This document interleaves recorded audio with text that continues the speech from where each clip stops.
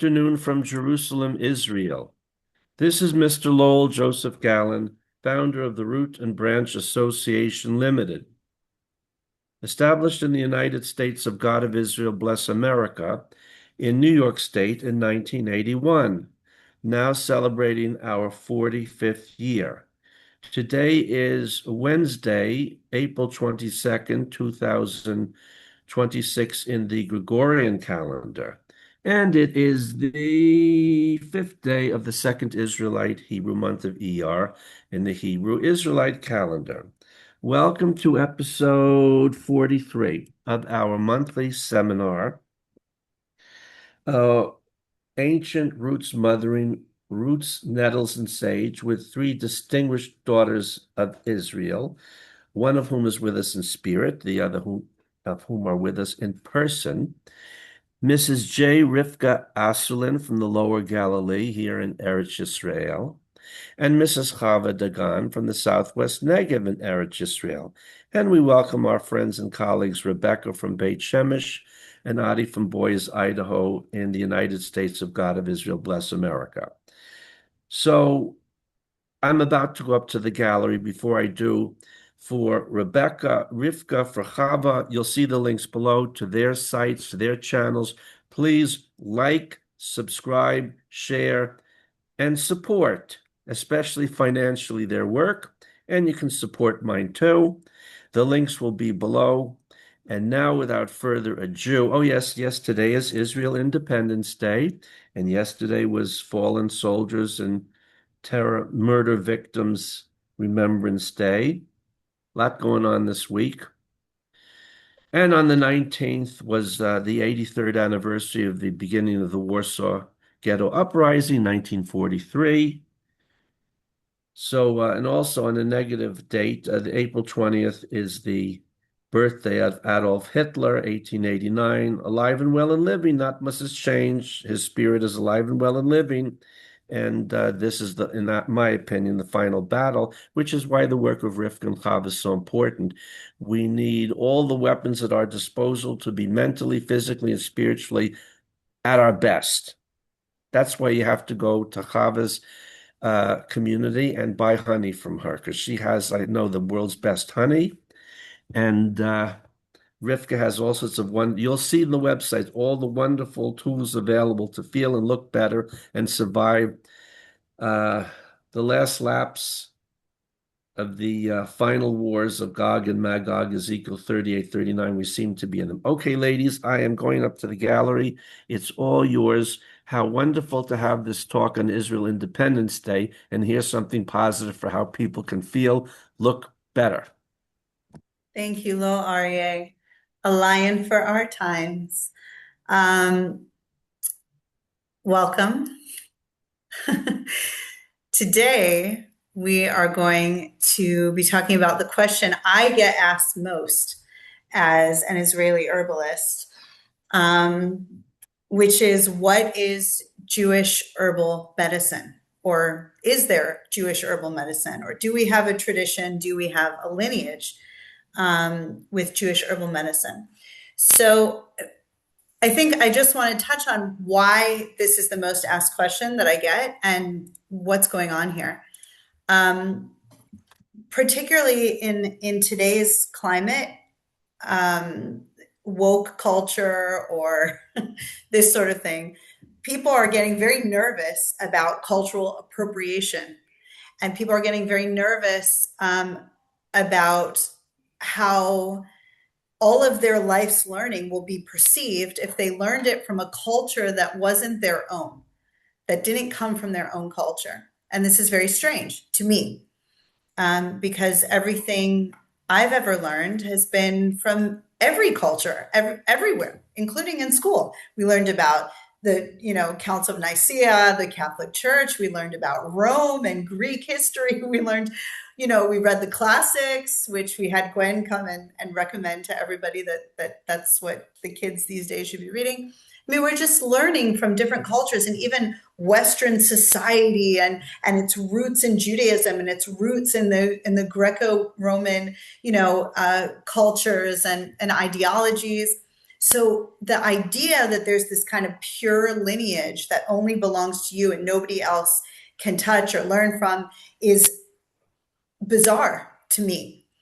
Um, but I do think that's why I get the question so often. And I've met such a beautiful people and a great amount of herbalists who were sent to me because I created Ancient Roots Israel, thinking maybe J. Rivka Sulin has an idea of what that Jewish herbal lineage tradition is. And so yeah, it's not so cut and dry. We do have an herbal tradition and an herbal lineage.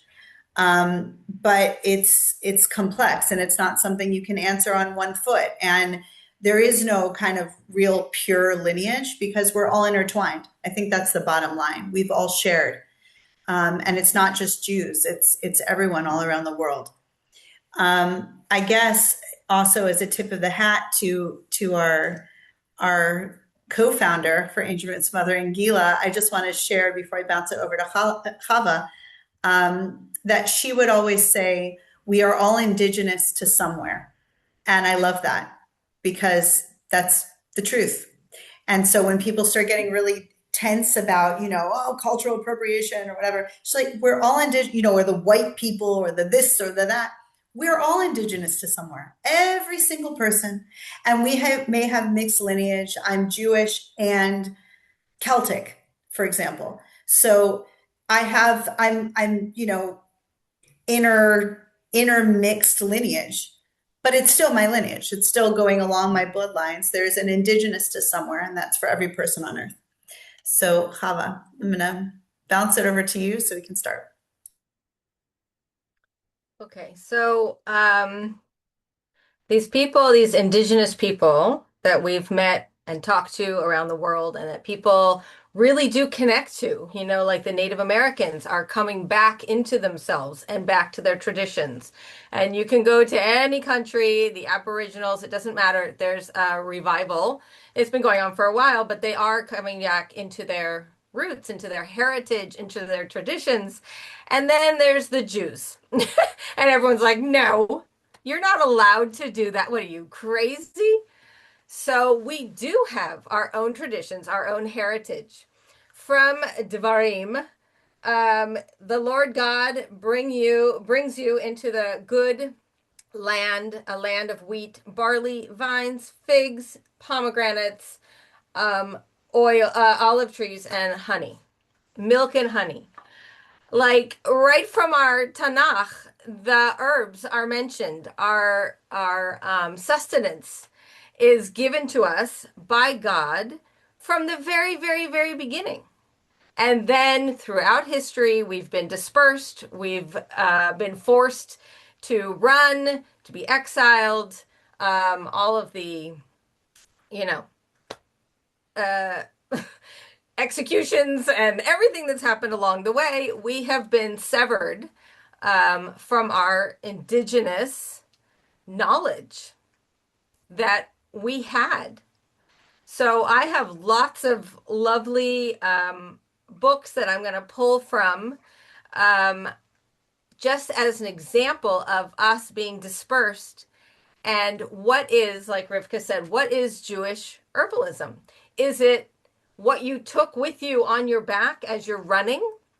Or is it once you've replanted yourself in another nation and begun from there? Is it what we have inside of us, or is it just called Jewish herbalism? Like what does it mean? Where did it come from? And if you ask 100 people, you're going to get 100 different answers, obviously, right? But we really do have our own that we brought from our own land, and what we're trying to do is bridge that gap once again so that we come back into touch with our own wisdom, our own ancient knowledge, pulling our sources from our ancient own texts. And we've talked about this before, how the Jewish physicians of old, what's a physician? They were an herbalist. They brought that wisdom from before. We're always carrying it on our backs, and slowly those sacks of knowledge have been dispersed, and we're trying to bring it back. So that's what this discussion is going to be tonight. Do you want me to continue, or you want to add in something? You can go on. I'll jump in when when I have something to add. Okay, so um it feels like recently, but I guess it wasn't so recent. I went to Scotland. I've talked about this before.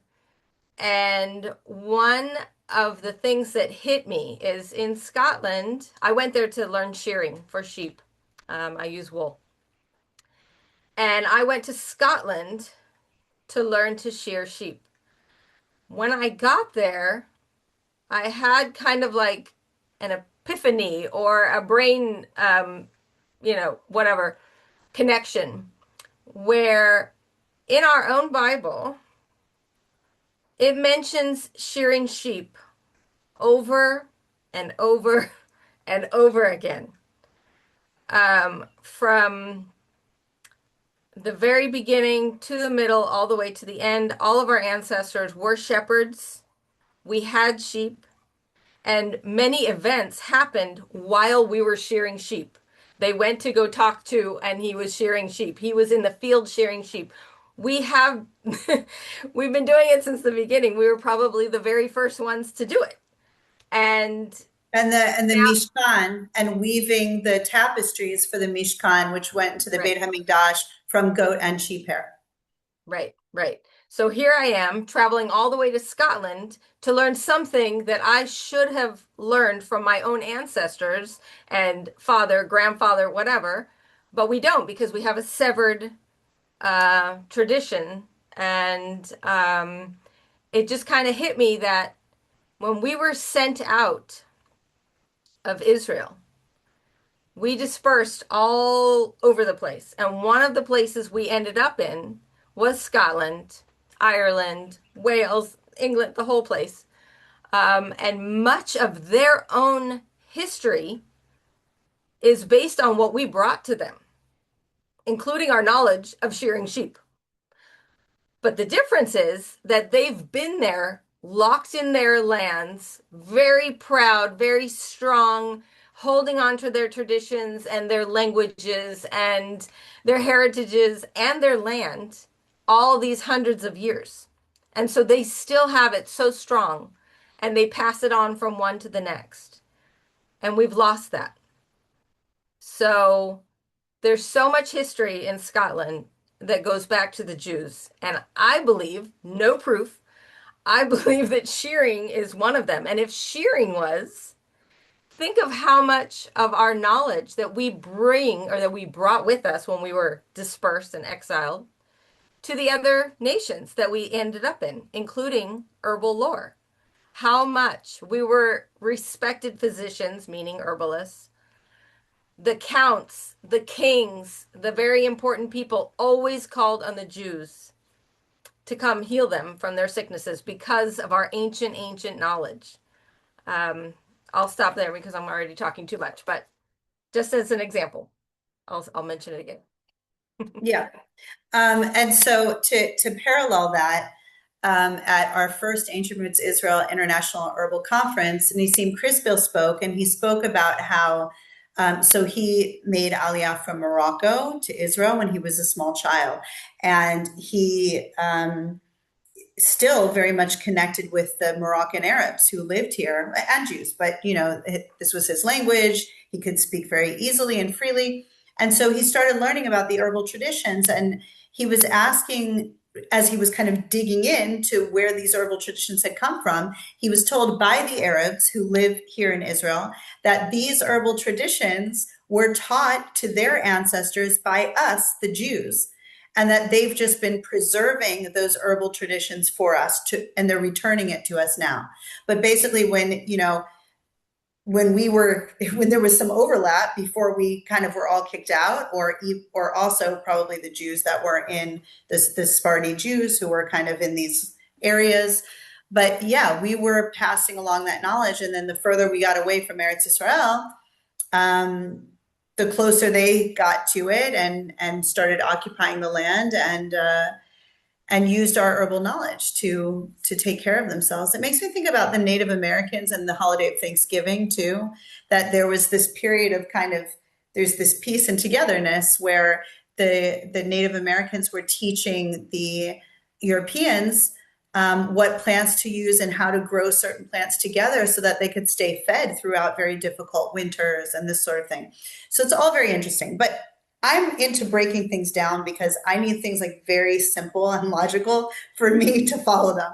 So, first of all, what is Jewish herbal medicine? What would that be? Well, we were kicked out of our land for about 2,000 years. So, I can't talk to my ancestors from when they lived here. But what I can do is when we have all moved back to Israel and, in these recent times since the founding of the country and even before, with the Zionist movement, and of course the few of us that stayed, and have a long lineage in Israel. But I can come now and look at the native plants that are growing in the land, and I can check and see, were these the same plants that were growing that it talks about in Torah or in Tanakh, that it says like, thorns and brambles. Okay, I know I've got all the like thistles, thorns, so that family. I've got the brambles, so that's the rose family, and particularly petal shachor, blackberry. And okay, so now we're talking. And then I'm looking at other plants and I'm saying, okay, what was here at the time my ancestors lived here? And the truth is, the climate of Eretz Yisrael has not changed so dramatically based on what we see was growing here versus what's growing here now. In other words, if you're an herbalist like we are, and we're living in the land of Israel, we see the weeds that are growing and what's growing around, and we know that if we know how to use those herbs, if we figure that out, those would be the herbs that our ancestors used. Do you understand? Because those are the herbs that were here in the place. Just like any other indigenous culture. It's kind of like if you talk about indigenous cultures and they're going, well, this whole idea of cultural appropriation is this is our land. It's very land-based, which is these are the plants that grew on our land. This is where we live. These were the tribal lands. So this is what we use. And it's the same here. It's the exact same. There's nothing different except we're Jews. And when you say Jews, just like everyone else has mentioned, everyone else seems to like get all crazy and be very confused. But there's no confusion. We're an indigenous people living in our indigenous land, and these are the indigenous plants that grew here. And this is what we used as physicians, doctors, which we're no longer allowed to call ourselves because of cultural appropriation by pharma. So herbalists or healers. And we're using the same plants today. Okay, so that's the bottom line. Bottom line is, yes, if we know the native plants here and we know how to use them, we can rest assured that these are what our ancestors used, and these are the Jewish plants of Eretz Yisrael, and that's how we do it. Okay, then there's a second, well, there's three parts. The second part is the ecodiversity of the land of Israel. So I have a cousin in Bnei Brak, and she told me that when I first came to Israel, she said one of the things that she had learned from her rabbi was that Eretz Yisrael, every climate in the world is in Eretz Yisrael. So it's all like, it just depends where you are. But the diversity in climate, and therefore ecology, flora, and fauna, and everything that follows, okay, is pretty vast. So when I go to visit my dear friend and colleague Chava in the desert, I don't recognize many plants there. And when I'm walking around here, I'm like, yeah, I'm this and that, and I'm and I know them. And then I go there and I'm like, well, I don't know, I have no idea what that is, because there's that kind of diversity. Okay, so what does this mean? So Chava and I were talking about the trade routes that existed in antiquity. And you can look them up. There's records of the trade routes. So we know about like the Silk Route. We know about like from China we know about kind of these big trade routes. But there were also smaller trade routes within, domestic trade routes that would run throughout the country. And this is where it's well documented that we would share foods, spices, of course, clothing and other things, but also plant material to make clothing or sheep material to weave clothing, or just material that had been created like cloth and this kind of thing. But specifically about the plants and the foods, we know that this was passed along throughout the country. So I'm in the Galilee, and here in the north, in this kind of bioregion, I know the plants and I know how to use them. Not all of them, obviously. I don't think anyone ever can learn them all, but I know my way around. But what would have happened for our ancestors is we would have talked. We would have come on the trade route. Somebody like Chava and somebody like me, our ancestors probably met up on these trade routes and said, oh, here's a plant from the desert. And I'd say, oh, how do you use that? What is that? I've never seen it. And I'd say, here's this plant. And we would trade and we would share herbal knowledge all across Israel.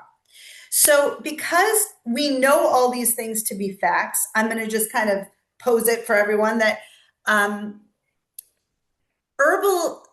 herbal traditions in Israel would have been very vast due to the diverse climate, the diverse plant life, and the trade routes that we had where we would meet each other. And then, of course, we had the Shlosh Regalim, where we would all, Am Yisrael, would come together and converge in Jerusalem in the center. And absolutely, I don't go anywhere without my first aid kit of herbs. And Chava's got her own first aid kit of herbs. I know healers, herbalists, whatever, we carry our herbs with us. So even if we weren't trading, we would never go to Jerusalem and do whatever without having herbs to protect our animals that we rode to get there, to protect our children that we were taking with us, the pregnant women on the way, the women who were giving birth along the way, the breastfeeding women along the way. We think about the Jesus story. A Jewish family goes and Mary gives birth on the way, to, I think it's to one of these Shlosh Regalim, and gives birth in a manger and is kind of unprepared or whatever. But this happened. People were traveling and they were giving birth. And certainly the physicians and midwives and healers would have been carrying those herbs. And we would have been helping one another and working together along the way. So no question in my mind that the knowledge from all the bioregions in Israel were shared. So that's step 2. Step 3, the final step, is the diaspora.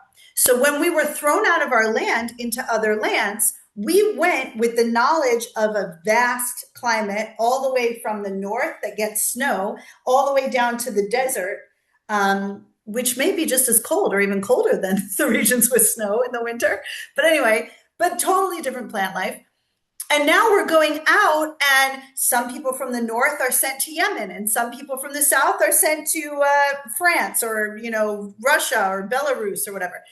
And so they're calling on the knowledge of the plants they have. They're in a space. They're now in a new space with plants they don't recognize. They have some knowledge from sharing with other, climates within Israel.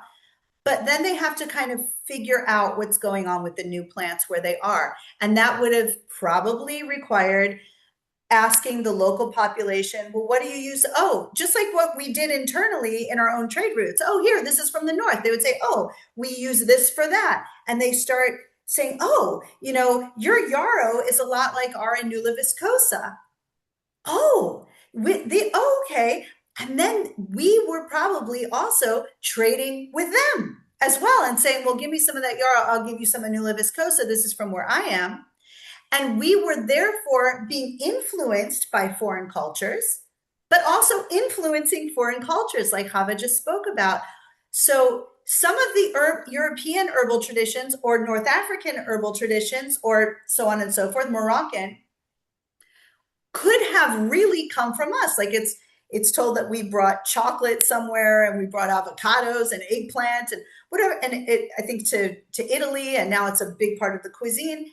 So there's little pieces of us in everything else, and there's little pieces of them in us. So then the question is, what is Jewish herbal medicine? Is it only plants from the land of Israel and how to use them? Or is it also, or only plants from your bioregion in the land of Israel? Or is it also plants from other bioregions in the land of Israel that were very diverse, but we share with each other? Or does it also include 2,000 years? Not like 5 or 10 years, 2,000 years of influencing foreign cultures and being influenced by foreign cultures in foreign lands. So I think that's the next question we have to ask. So it's similar to anything else. Where did Yiddish come from, or Esperanto, or whatever? It was our mix. It was how we survived using our own and being influenced.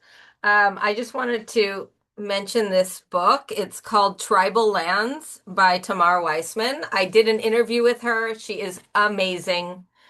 She's a travel guide up north, and she literally breaks down each Nachala and how it was given to Yaakov's 12 sons.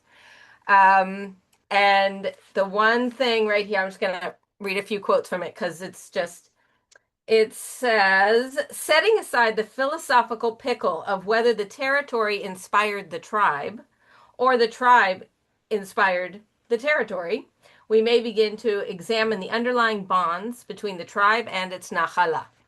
So she goes through every single, all 12, including the Levim, of how it was laid out, the topography of it, the flora and the fauna. And therefore, people who live near the ocean would have maritime trade and they would know those local herbs. The people in the desert, the same, whatever. Okay. Um, so it's going along exactly with what Rivka is saying. And then we have, this is again from Tamar, running north through the Highland Plateau is a leg of the most famous route in antiquity, the King's Highway. This road, existent for thousands of years and serving all ancient peoples, broadly makes up one of the critical tract of tortuous route linking Africa, Asia, Egypt, and Mesopotamia. Imagine all of those people coming through Israel and, like you said, talking, exchanging stories, recipes, herbs, all of that. I mean, it's alive and well if you get into it and you realize how much influence we had on the world. And I heard someone say the other day, the Prophet Muhammad, when he decided to come up with his brand new religion of Islam, he opened up the Torah and said, let's see what I can pull from them in order to create this brand new religion. And so we all don't eat pork. They have very specific things, right, that mirror one another in many ways. And that's why he was influenced by us. And then he kind of stole it and did whatever and then tried to get rid of us. Of course, that's the whole history and present. So, do you want to get into the herbs, the actual herbs? Yeah, I think we can talk about to bring up the Jesus story again. There's three wise men and they're giving gifts to Jesus. Okay, and so these gifts are like it was like myrrh and frankincense, this kind of thing. These were herbs that even other foreign cultures have a written tradition of being used in Eretz Israel among the Jews. Um, so yeah, I think maybe we can start with that because they're still used today, and they're so well known for being from this land. Um, the frankincense, the Latin name is Boswellia, and during COVID, the Jewish herbalists, or the Israeli herbalists, I should say, were using that like crazy. So basically, it's a resin. And I mean, I can get it. It's in the other room if you want to see it. But it's like they look like little tiny pebbles, but they're super tiny, is how you usually get it.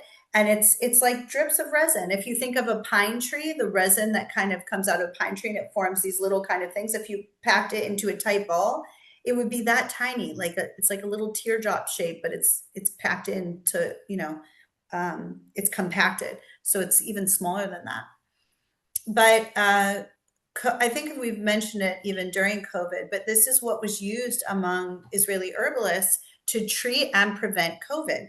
So preventatively, Israeli herbalists would take a few of those little pellets, the little pebbles of resin, and they would stick it under their tongue. Um, and do this several times a day, um, if they felt that they had been exposed and they were trying to avoid it. And there was some anecdotal success with that. Um, but more interesting than that was there was a side effect for many people, but not all, which was the loss of taste and smell with COVID. And so boswellia, also known as frankincense, was used similarly in order to return the senses of taste and smell post COVID. It was also used during COVID to minimize the side effects of COVID and shorten the duration of the COVID infection. So I just want to mention that there because it had such a recent fame with COVID. And myrrh, and then I'll bounce this to chava. Myrrh is also used by the Israeli, or yeah, it's called mor in Hebrew. Um, and I don't have the Latin name. I probably should have looked that up, but I don't know it from the top of my head. I'm sorry. But myrrh, Yrrh, I think, is used for by modern Israeli herbalists and probably also for our ancestors for infections of the mouth. So, toothache, inflamed gums, pus locked in the gums or behind the teeth, any infections of the gums or teeth or the throat. And it's often used as a gargle. So you make a very strong tea and then you drink it and gargle, where you go and roll it in your mouth and just kind of flip it around and try Ladies, and get to the throat. can I throw in a question here? Yeah. Something which seems to have remarkable healing properties and cleansing properties. I'm not even sure what it is. Baking soda? What is it and why you can put baking soda toothpaste and you can it sanitizes and disinfects. It doesn't seem to have any bad side effects, but don't understand what it is. Is all I remember is someone named Arm& Hammer used to sell baking soda. They made a Um, lot of money on it. But is that something people should use or to stay away from? well, Chava knows that better than I do because it's not an herb. But yeah, just to finish the thought on myrrh, on more, yes, that's what you would use it to gargle, or you would use it for the teeth. You swish it around your mouth. We did talk about a mix of baking soda and vinegar in our oral health episode. I talk a little bit about it there, but Chava, maybe you want to answer that and then move on from there too.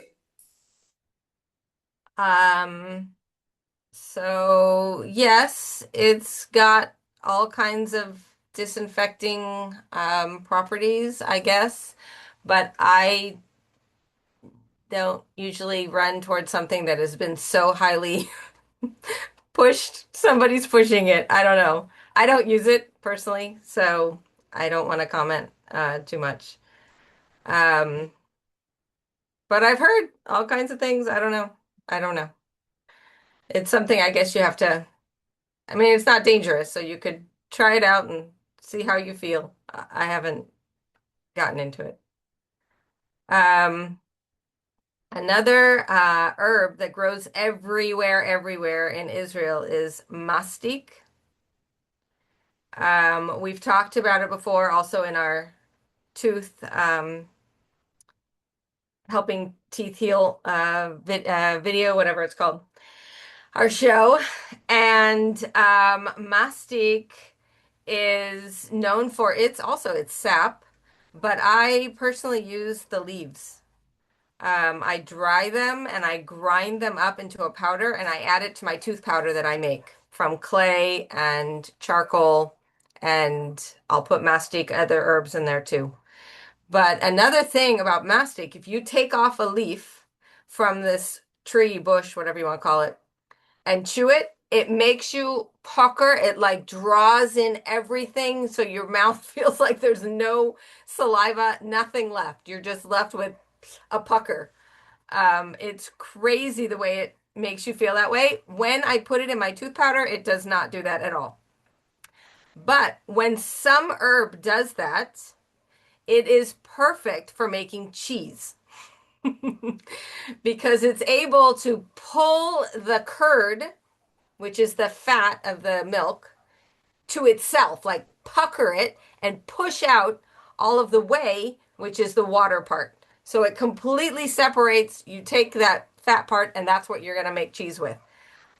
Some people have to use rennet and this and that, but if you think about living here thousands of years ago until today, this plant grows everywhere. It's a weed by the side of the road. You can go on hikes. It's everywhere, everywhere, as long as you know how to identify it, and collect that. And anyone could have and can now make cheese if you have milk. This is an amazing herb.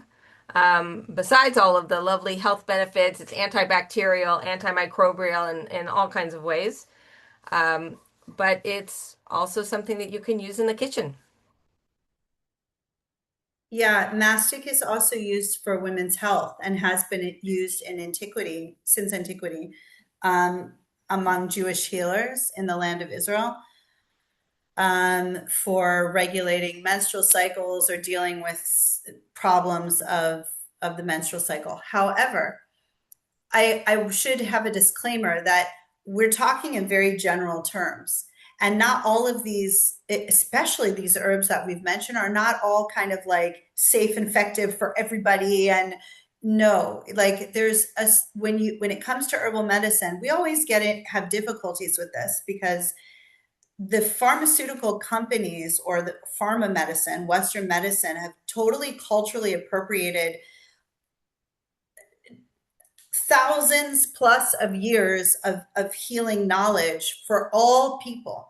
In other words, every every culture on earth understood that there was a mind body spirit connection when people were ill, and so that there was a spiritual misalignment. There's different components, and that's actually why rabbis were often healers, why the Catholic Church, like the nuns and the priests, even here in Israel. I think I was in Akko, and there's this old Crusader fortress, and it talks about this was a major hospital point run by the church, because that was well known, and the mead from the monks all over the world, they all have their different brews that were really used for healing. I mean, when people would land in a foreign country, they would seek out the especially in Catholic countries, they would seek out the church, if they were sick and they needed healing, because it was just understood that the spiritual healing and physical healing went hand in hand. Healing went with prayer and as well as herbs. So pharma, and the Western medical model took that all away. They took away the whole body component, the mind body spirit connection with illness, and they made it this kind of very scientific, like car parts at a car garage. You have your guy who does the punctured tires, and you have the guy who does the brakes, and the guy who does gear, and it's all kind of just, you go in and you fix the problem. And that's why this term bedside manner also, it's like, but that was the mind of mind, body, and spirit. So you have the spiritual element, which was the praying, the soul issues, like how's the body and mind serving the soul? How's that bringing about illness? You had the physical manifestation of illness, but the mind is the fear a person has, about being sick, their feelings about it. And so what they call bedside manner, which was just kind of speaking nicely and like being reassuring, okay, we have the mitzvah of visiting the sick. And that's basically what they're doing as bedside manner. But that was part of traditional Jewish, herbal, lineage, was like the mitzvah of honoring the sick. You would be dealing with the mental aspects of the person who was ill, as well as praying over them, praying over medications, saying a prayer before you take certain medications, Misha Berach, like all these different things that we do when someone's sick on a spiritual level, besides all of the mystical amulets and things like this that were used throughout the Middle Ages and really before. And we have a long record of that, you know. One thing comes to mind we talked about before, garnets or rubies used to prevent miscarriage, or certain blues or turquoise to prevent ayin hara, that were worn in jewelry, or names like this abracadabra, that's used by the magicians. What comes from the Hebrew, actually, and it was an amulet that was written, you know, kind of like the Nachman, like it would build up. And so the abracadabra was something that would build up in a formation on a piece of parchment that a Jew would carry with him or her to help bring about healing, or you know, deal with evil spirits, or all of these other things. But that there was an acknowledgement of the spiritual world. There was acknowledgement of the mental kind of emotional state of a person when they're sick, not just let's fix this ailment. And it worked together in harmony and in unison.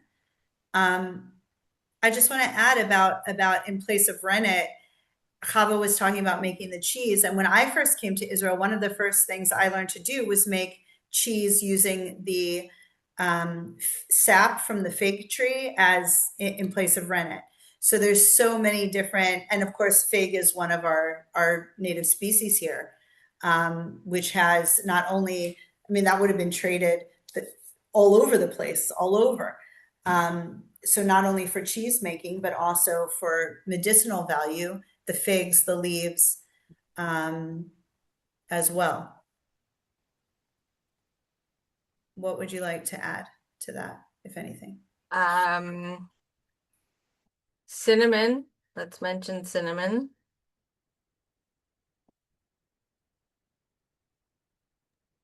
Yeah, there's the record of when the Beit HaMikdash was burning, when it had been destroyed, the smell of cinnamon was kind of wafting through the air, because there were so many cinnamon trees. And this herb was used. I mean, we'd learn about Ketoret and the 11 herbs and spices. You know, cinnamon was absolutely an integral part of Jewish life, so that we grew it here. We imported these cinnamon trees and grew them. I don't think they're so common anymore, but that was part of the devastation in the land, was that they were burned down along with the Beit HaMikdash. And cinnamon, of course, is a very powerful activating herb, a very warming herb, used both in you know, in culinary as well as herbal medicine. I just want to read something right before we go. This is from my book, Ivanhoe. It was written by Sir Walter Scott. He was a Scot from Scotland. So in his book, he mentions so many times he has these Jewish characters, and it's not like the evil, you know, bad,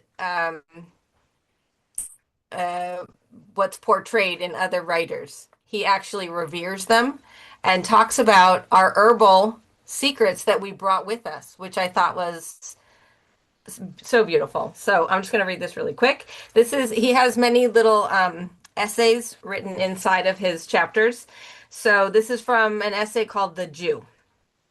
The wandering race, severed from other men, boast yet their intercourse with human arts. The seas, the woods, the deserts which they haunt, find them acquainted with their secret treasures, and unregarded herbs and flowers and blossoms display undreamt of powers when gathered by them.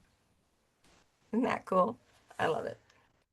And then this little bit right here. But the Jews, both male and female, possessed and practiced the medical science in all its branches, and all the monarchs and powerful barons of the time frequently committed themselves to the charge of some experienced sage among this despised people, when wounded or in sickness. The aid of the Jewish physicians was not the less eagerly sought after, though a general belief prevailed among the Christians that the Jewish rabbins were deeply acquainted with the other sciences, and particularly with the Kabbalistic art, which had its name and origin in the studies of the sages of Israel. It goes on and on. But these secrets were known to be passed down from Miriam, Moshe's sister, and it was severed, and we are coming back to it. And the more that we engage in this conversation, and the more that we reach out and look for the clues, the literature, the texts, and our sages, the more it's all coming back. Thank God. And there's shortcuts, I think we should add at some point.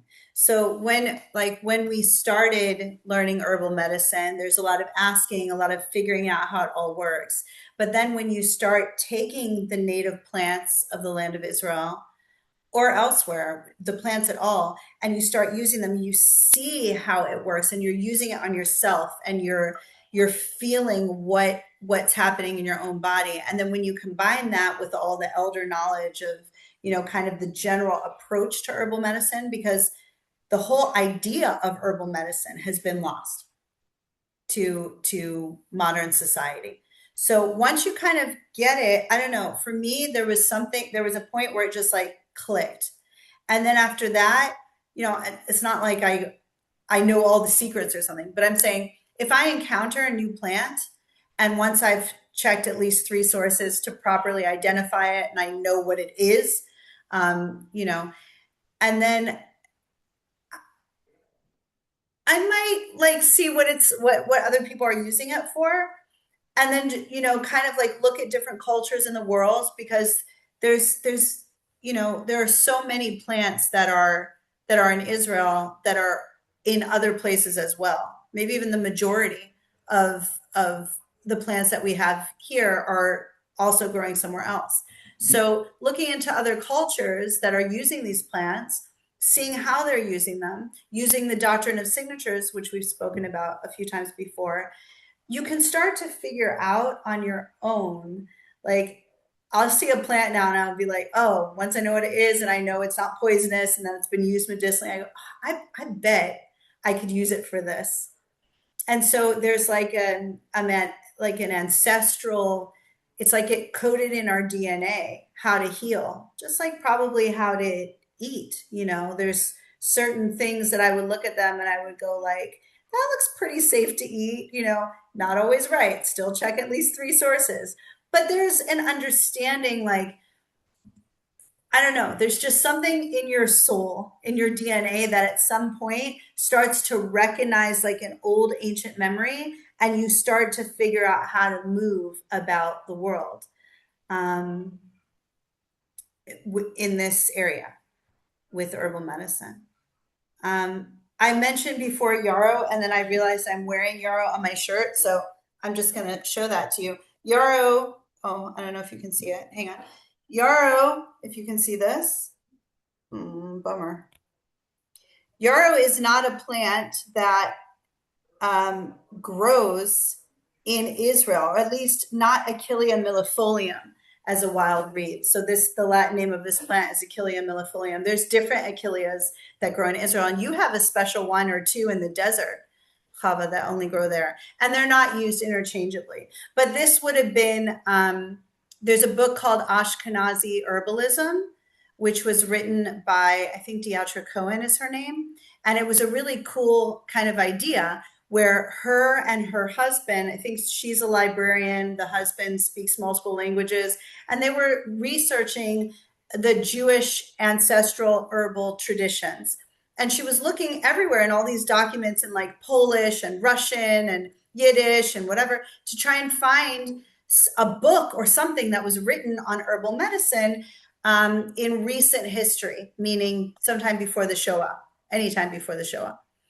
And she was very disheartened because she couldn't find anything. And then all of a sudden, she was reading something and saw a name of a shtetl that she had heard before. And she looked it up and realized that the population was like 80% Jewish of that place in that time. And then when she went through it, she had like she read it with new eyes, because the majority of the people who were interviewed for this Tome on herbal medicine would have been Jews. 8 out of 10 people would have been Jews. And so then she started to go, oh, this is an Ashkenazi herbal medicine tradition. And she wrote a book Right. about it. And it was very interesting because we can do that with lots of other, we can find those enclaves of Jews and look for herbal traditions there. It was a really interesting idea. But Achillea millefolium yarrow was in that book. It definitely was used among Jews in Germanic lands and Eastern Europe. And it is very comparable with Inula viscosa, which is a wild weed here in Israel. It grows all over the place. And it is viscosa is a cousin of Inula helenium, which is known as elecampane, if anyone's familiar with that herb. This is called the Israeli elecampane. It's not used interchangeably, but there is some overlap. So I just wanted to Rivka, mention that herb as well. Rivka Chava, we have 5 minutes left for the recorded program. You want to take any questions or comments from Adi, who's here from Boise, Idaho? What maybe we should just end the recording here and then go into Q&A. Okay, well, in Okay. that case, want to thank you both for another illuminating talk. And to our viewers and listeners, this was episode 43. We will convene, God willing, we're all still here in a month for episode 44. So we wish all our viewers and listeners, wherever you are, all the best from the Lower Galilee, Southwest Negev, and Jerusalem, Boys, Idaho, and your friend who's from Beit Shemesh who is here. Shalom to everyone, and we'll see you in a month if we're all still here.